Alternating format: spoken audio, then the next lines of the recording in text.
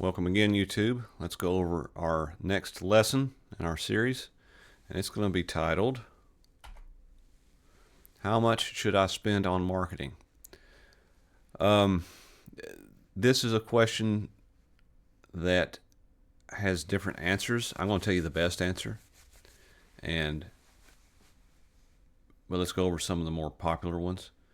I have, and I've even been guilty of this one, worked with small business owners,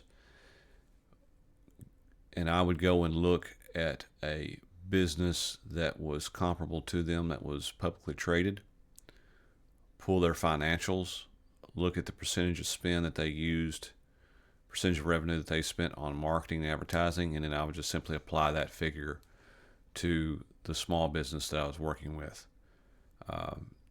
That's not a terribly wrong way to do it, but there's a better way. Now, if you're just starting off and you have a pool of capital and you don't really know what a good starting point is, you could do a lot worse than that method right there. But if you've been established for some time, then there is more tools available to you, and I want to discuss those here.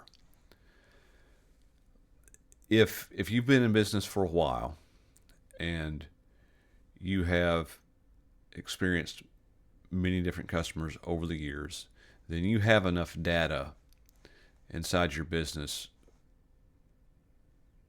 to do this method I'm about to explain. You should have enough data. You should be keeping good books. You should have a bookkeeper. So what I want you to do is I want you to go and determine mathematically what is a customer lifetime value to my business. In other words, I get a customer, her name is Cindy Smith, and she is worth $1,378 of profit on average, right? Across all your customers, you know this. She's worth so much revenue and she's worth so much profit. So if I know that that's what a customer is worth to me, I now know how much I can spend in order to acquire said customer. This is simply a math equation. But you got to get the first part right. You have to go determine what is a new customer worth to my business. You can do this via sample. Pick 30 customers, stalk them through your financial books over the past 10, 12, 15 years, however long they go back, whenever they came on board, and then see what they are worth to you. How much profit did I make off this person? Okay, well, if I made this much profit off of them, can I at least spend half of that in order to get someone like them? I'm still making money. So maybe half is not the right percentage for your business. You get to determine that. It's your business, not mine. But that is a very good way to see what your marketing budget should be. You can then turn around and take that and look at the response rate of your marketing campaigns, which you should always do test campaigns, small samples. And if you get one that's, say, 2 or 3% response rate, in other words, I send this out to 100 people, 2% become customers, then I know if I need to pour more money into this campaign or if I don't, right? If 2 become customers and their lifetime value to me cumulatively is $2,600 and my campaign was cheaper than $2,600, then technically I'm putting money in a box that gives money back, and that's a good investment. So do that. So that's the tip on this. How much should I spend on marketing? If you're just starting out, just to recap, you can look at what a comparable businesses in your industry or area of expertise that are publicly traded, look at their financial statements, determine how much percentage of revenue, how much percentage of profit they budget for marketing and advertising. You can start there.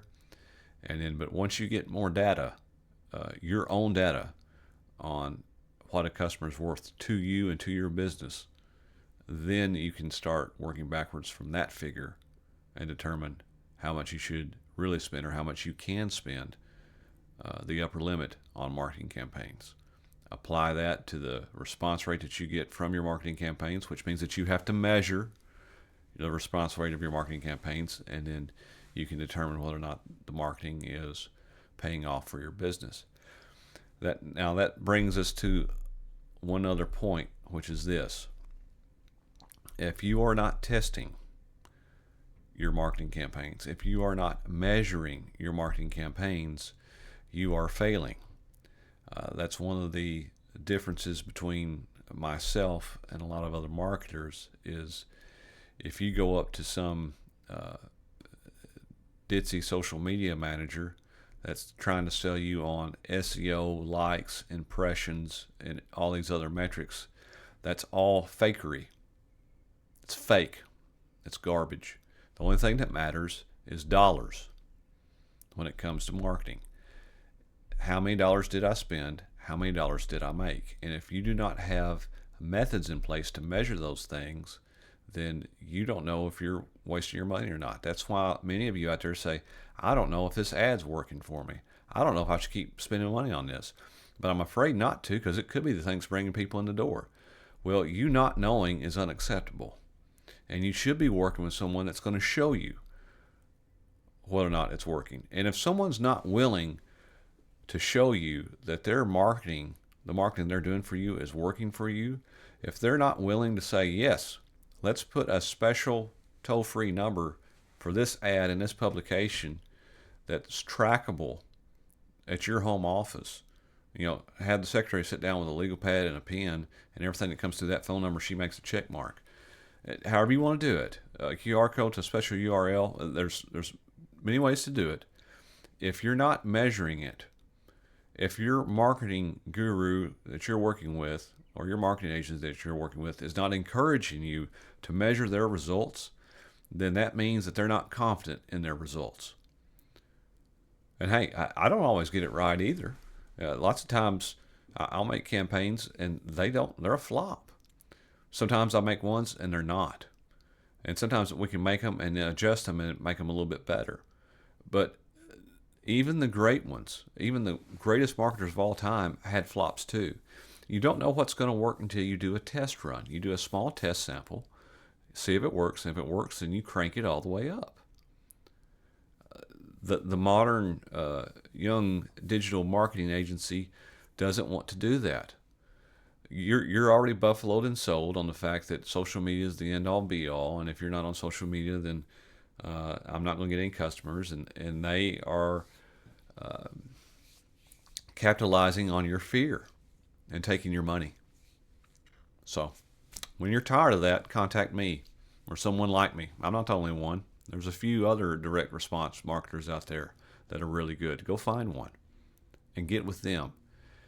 Make it measurable. Does it produce results? If it does, you pay. If it doesn't, why should you pay? You don't pay till you get the results. Now you're going to have to be out the money to actually do the campaigns, but you shouldn't be, paying someone to do poor work that doesn't bring you profit. Anyway, just a small little rant, but that's the topic. How much should I spend on marketing? We covered that. So, goodbye, YouTube.